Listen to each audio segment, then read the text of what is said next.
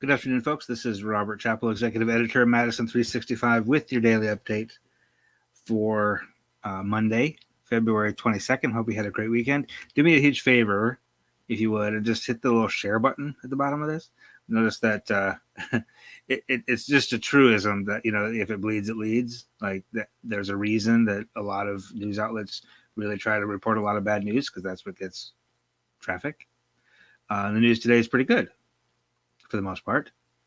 So therefore our viewership is going to be down, which is just weird and dumb. But I appreciate you tuning in.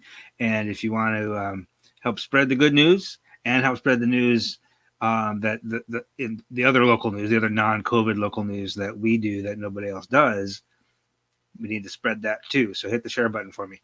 I appreciate it. Now we'll get through the pretty decent, pretty good COVID news. And then we'll talk a little bit of Black history and some other local stuff. So today, the one thing that makes you kind of go is today, there are fewer tests reported than there were yesterday, but more cases, but not by much. And a Monday is always a little bit anomalous in terms of the number and type of tests that are reported. Okay. So if we look over the weekend, since the last time we talked, we're about 1,400 new cases over 3 days, which is not terrible. 423 positive tests today out of 3,674 new test results. Okay. That's 423 people who got their first positive test. So some of those 423 may have been tested before, but just tested negative. Whereas the rest of those 3,674 people, those 3,200 others, just got their first negative test. Now, there are several thousand other people who got a negative test who had gotten negative tests before. So that's why that day-to-day number is not that reliable, because it's not all the tests. It's just all the new results. Now, if we look at all the tests, this is the best news of the day. This is one of two good pieces of news today. The positive test rate over the past 7 days of all the tests, including people who tested multiple times, is 2.6. Remember, we've been talking for weeks about trying to get that below 3. It was 2.7 yesterday, 2.8 on Saturday, 2.9 on Friday, and 3 on Thursday. So it's gone down literally 1/10 of a point every day for the past 4 or 5 days, 6 days. So that's really great news. What that tells me is a couple of things. We as a state are doing a pretty good job of containing the spread. Another thing it tells me is that there's just not very much prevalence of virus in the environment right now, which means being out and about is somewhat less dangerous. There was a moment in time back in October, November, where you had to kind of assume everybody you encountered would test positive. And today that's not the case so much, right? It doesn't mean throw caution to the wind. It doesn't mean it's no longer a thing. It doesn't mean we can just go back to normal, because that's how we get into trouble. That's how this number turns around. But the other thing it tells me is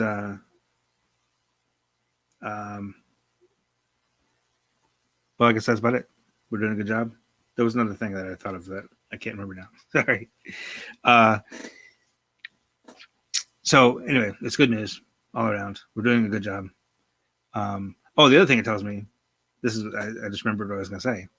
Did you hate that when that happens? It tells me that the variants have not yet really caught hold, right? And we know we're gonna get this updated. We're gonna get this number updated, I think once a week. But what we know now is 6. This is as of Thursday of last week. In Dane County, in the state. Sometimes it's hard to remember what I get from Dane County Health and what I get from the state, but this is from the state.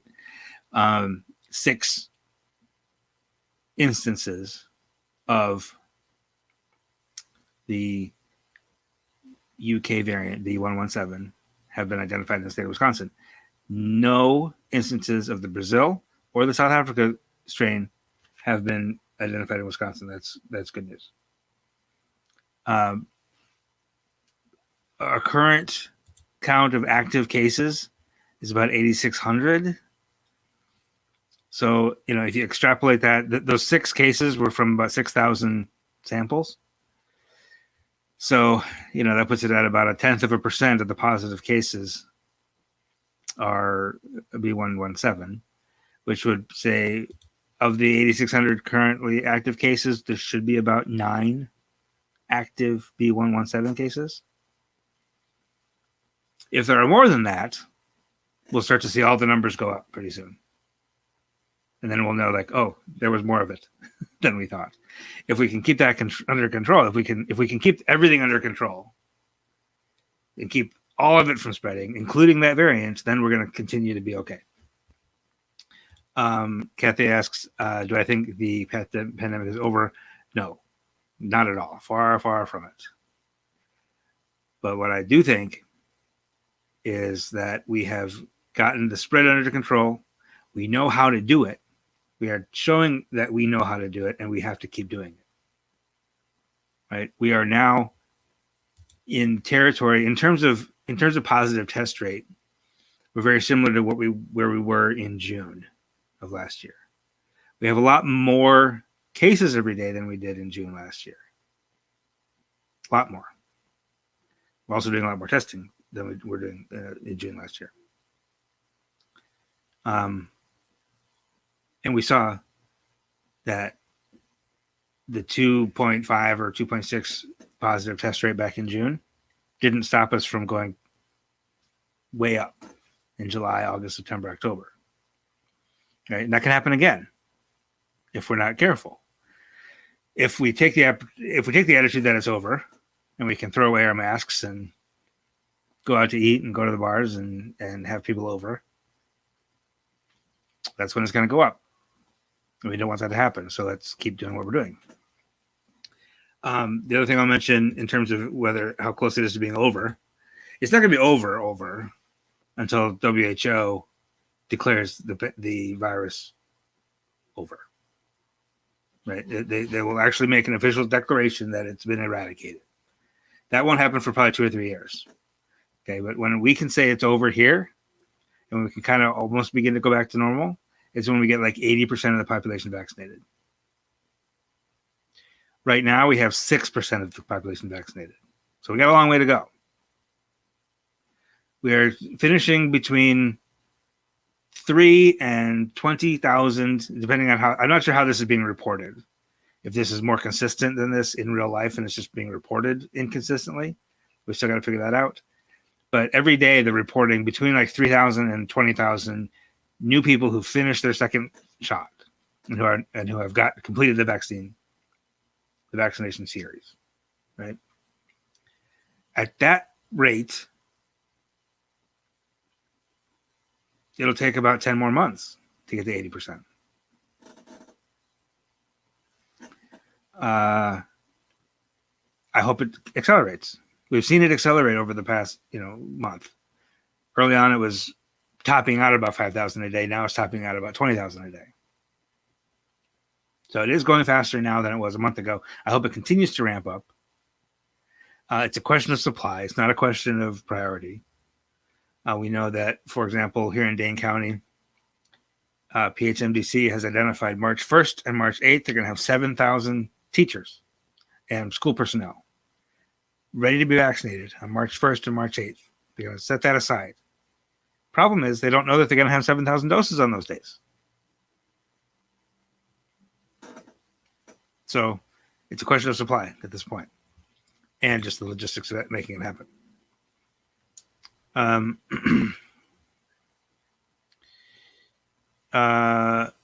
This is a great question, Kathy. We talked about this last week a little bit. The prison system was very bad for a long time. 25 people died. Roughly half the population was COVID positive at one point. half the prison population. I don't think. I think those populations and the staff at the prisons will be vaccinated at a relatively high priority group. There's a group of Republicans in the legislature who are trying to stop that from happening, who are trying to make inmates go last, which is whatever your opinion of the inmates, like, it doesn't, your opinion of the people doesn't matter. Like, there's a common sense, there's a public health common sense to vaccinating people who live in large groups indoors. It just makes sense from a public health perspective. But there's a group of Republicans in the legislature trying to stop that from happening. But I do think it'll happen. Relatively high priority, just because it's been so bad. Now it is lower now. There are only about 30 active cases in the prisons right now. But again, we know how this thing works. That can turn around really quick. Yeah, that can turn around really in a hurry and get really bad and really quickly. Right, so that doesn't mean it's over in the prisons either, at all. Now, one other note of concern is the University of Wisconsin campus. We know that they've done it seems that we know. Okay, first of all, we know that when students came back, there were big outbreaks in the communities where UW schools are. Madison, Oshkosh, Platteville, Eau Claire, etc. Those weren't the only places there were big outbreaks in the fall. There's massive outbreaks in Brown County and Allegheny County, city around Appleton, Marathon County. So you can't blame the entirety of the fall surge on the University of Wisconsin. However, there was some issue around the University of Wisconsin, especially in Madison, where students, keeping in mind that in August, there was already a lot of spread around the state. And a lot of students brought that virus that was spreading to campus, spread it around among themselves and around into the wider community. Now, in an effort to mitigate that, in the second semester, we know, first of all, that by the time second semester started in late January, there was just less spread around the state, so there was less virus to bring to campus, which is okay. First step. Second step, they've been arduously testing and isolating, and they've managed to keep a positive test rate on campus to like 0.6 to 0.8%. And it's so significant that it's actually pulling down the positive test rate for the entire county, which is quite remarkable. Which doesn't mean that the test rate for the county isn't real or anything like that. It actually improves the statistical epidemiological look of the whole county just by the amount of testing they're doing on campus. Right? Without UW, the positive test rate for Dane County is 2.4, which is pretty good. With UW, it's like 1.2. Like, it's ridiculous what an impact that amount of testing on campus is having. Now, on Friday, I think I mentioned this in my live on Friday, the campus sent out an email to staff and students saying, guys, we've had 211 cases in the past 2 days, when before they were having like 30. Now that has continued a little bit. In the past 4 days, their average of cases has gone from about 30 to about 60 or 70, depending how you count it, and not counting like the most recent 3 days, because that's preliminary data. So all the protocols they've put into place, which are that you have to have this little app on your phone that says you're negative to get into any campus buildings. You have to continue to be tested twice a week if you live on campus, once a week if you don't, that kind of thing. So this, so far, relatively modest increase is going to test the capacity of this new system. The positive test rate on campus has gone from, as I mentioned, 0.6 to 0.8. It is now 1.0. Still very good. Still very low. A 1.0 positive test rate is nothing to worry about. Except that a few days ago it was 0.6. And we know how this virus works. We know that could go to 2 into 3 into 4 very quickly. So it's a little bit of a concern. I'm not ready to panic. I'm not ready to say UW shouldn't have come back. I'm not ready to say UW is doing anything wrong. But everything they're trying to do, every this plan they've put in place is going to be tested now in the next few days. And let's hope that it holds. Let's hope that they're able to contain it on campus and keep it from spilling out into the community, which is what happened in the fall. So we will keep an eye on it, and we will definitely keep you informed as to how that's going. And one thing I have not seen particularly is spread, unusually large spread around other campuses, the way we saw in the fall. Okay, so I'm just talking about the University of Wisconsin-Madison, which is obviously the largest. It had the biggest problem in the fall, and we'll see. We will keep an eye on it, and we hope that it holds, but it's just a little note of concern. Now, the other piece of really good news today, before we go to the break and then get to the other news, is we've reported 0 deaths for 2 days in a row. Now, Sundays and Mondays are always low when you're talking about deaths, just because we don't report deaths on the day that they happen. We report them on the day that the death certificate is certified as having been a COVID death, which takes a lot of steps, because they do, despite what you hear from the deniers, they do really go to great lengths to make sure that when they say it's a COVID death, it really was a COVID death. But for COVID, this person would still be alive, right? That's the standard. So all that processing doesn't happen very much on the weekends. So Sundays and Mondays, we just don't get that many deaths reported. But we haven't seen 2 days, back-to-back days of 0 in a long time.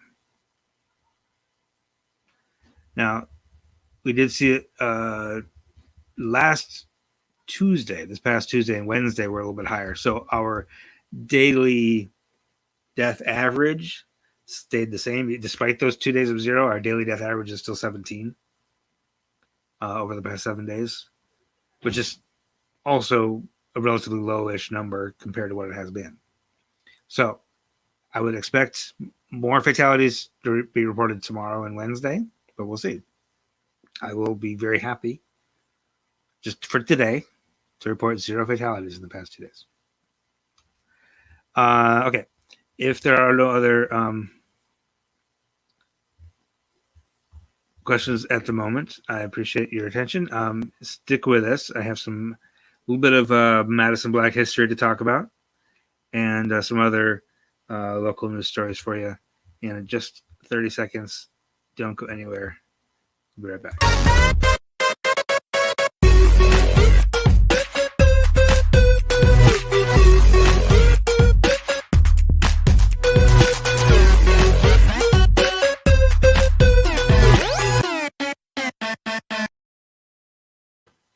All right, so today was our 4th and final installment of our National Guardian Life Insurance Company Black History Month series.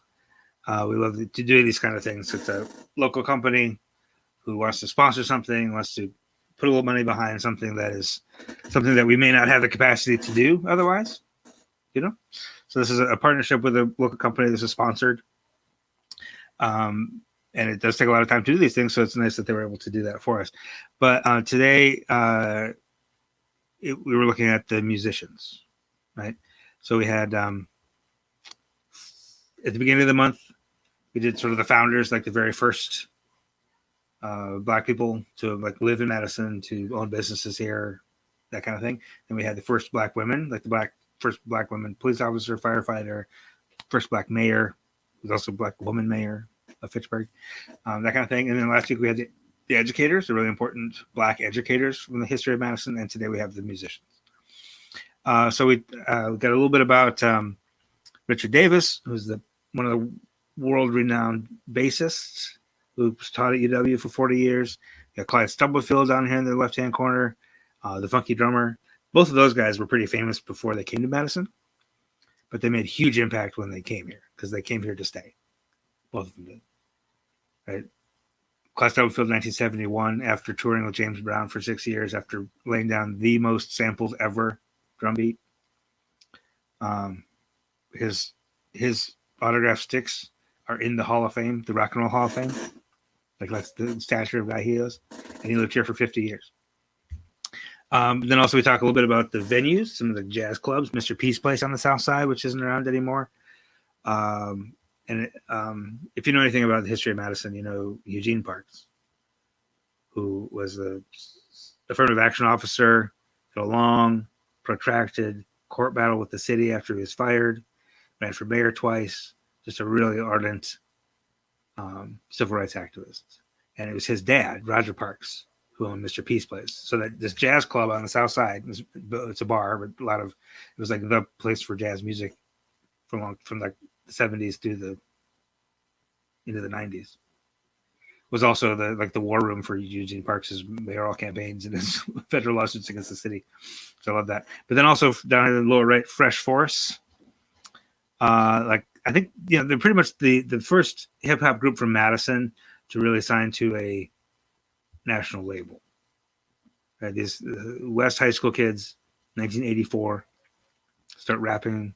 They cut a 45 EP at Smart Studios here in Madison. They got signed to DJ International out of Chicago. I actually got to talk to Johnny Winston about this group, and it was a really fun conversation. Because I've known Johnny Winston for a long time, but I've known him as a school board member, as a firefighter, as a city government person, as a union spokesman. That's usually the context that I'm interviewing Johnny Winston. So when I called him up and I said, "Hey, I want to talk about Fresh Force," he was like, "What?" And he was very excited to talk about this hip hop group he had. And I actually managed to find they got hired by the city to do a rap video as a commercial for the 1990 census, and it is hilarious and wonderful, and it's very cool. And I found that, and it's in the story there at Madison365.org. You should take a look. It's really awesome. I wonder if it's on YouTube. I can't put it on here, but check it out. It's very cool. All right. Other local news. Martinez White, community leader and activist, is putting together this 2-day conference. And I'm sorry, this graphic is so not quite suited for this format. Maybe I can make it a little bigger here by taking myself out of the frame. He's putting together this free event. It's called the Next 400 Dream Conclave. The Next 400 meaning, referring to the 400 years since enslaved people were brought from Africa for the first time. Martinez is thinking about the next 400 years. And he's got this wonderful lineup of speakers, people you've heard of if you've read Madison365. Zolarina, Owen Foster, M. Adams, Dr. Jasmine Zapata, Pastor Marcus Allen, just a who's who of activists, leaders, thinkers, scholars.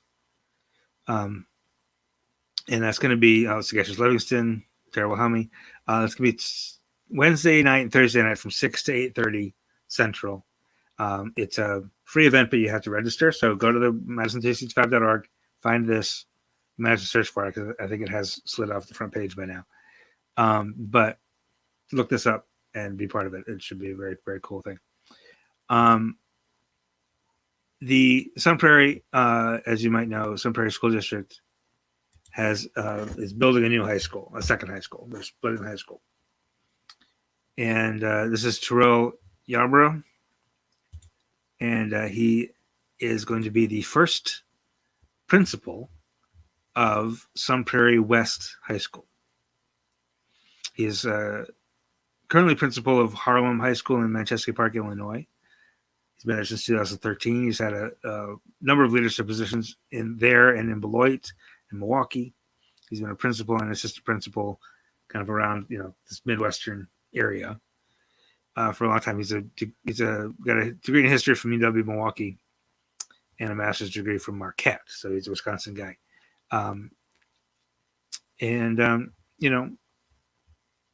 That he will officially begin his work July 1st of this year. He'll be an employee of the school district. He'll be the principal of the school, even though the school's not opening until 2022. So he's going to help lay the foundation for the staff and the students, everything at that school. And we will probably, we'll probably have him on the show at some point. Anytime we get a new leader in town, it's important to get to know him. So Also today, Aaliyah Stevenson is the guest on Black Oxygen. This is actually a rebroadcast of Black Oxygen from August, and it's a conversation a lot about rest. Aaliyah Stevenson works for the Foundation for Black Women's Wellness, and a lot of this conversation was about giving yourself permission to rest and relax and take care of yourself. And so that's what Angela Russell, the host of this podcast, Black Oxygen, is doing this week. She's taking the week off, and so we are rebroadcasting this conversation with Aaliyah, which is terrific, fantastic. It doesn't matter that it took place in August; it is still relevant 100% today. So that is that's the news I have for you today. Oops, there we go. I appreciate you sticking with me again. You stuck to it.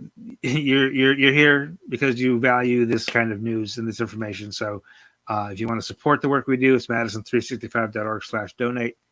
And the other way you can support us is just share. Tell your friends about us. Tell your friends that this is the media, this is the news that you value and that you trust. We had a lot of people coming to us for their COVID news because we became really trusted for that. And we want to, come for the coronavirus, stay for the voices from Madison's communities of color. So continue to evangelize on our behalf, if you will. And we appreciate it very much. I will be back tomorrow with more news from on the coronavirus situation, as well as just from Wisconsin's communities of color. And until then, have a wonderful evening. We'll see you tomorrow. This is 365 Media.